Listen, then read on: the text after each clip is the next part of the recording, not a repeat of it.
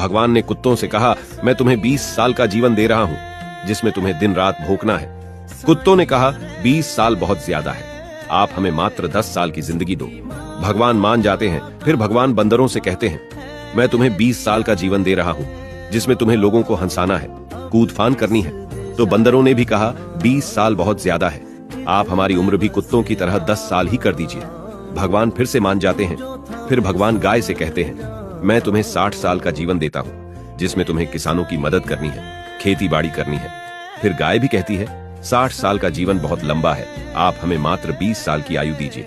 फिर से मान जाते हैं।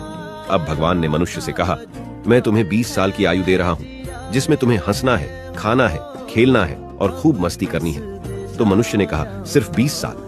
आप एक काम करिए, मेरे 20 साल और कुत्तों के जो बचे 10 साल हैं वो दे दीजिए, और बंदर के 10 साल और गाय के 40 साल वो भी दे दीजिए।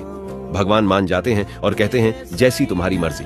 हम भगवान के दिए गए 20 साल बहुत ही मजे से जीते हैं। उसके बाद बचे हुए 40 साल हम दिन भर श्रम करते हैं, जैसे गाय करती है। फिर बचे हुए 10 साल हम बंदरों की तरह कूद फान करते हैं, और आखिरी बचे हुए 10 साल हम घर के बाहर कुत्तों की तरह बैठकर पूरी दुनिया पर भौंकते हैं। हो सकता है जिंदगी का पूरा सत्य ना हो, पर कहीं ना कहीं इसमें एक सच्चाई भी छिपी है।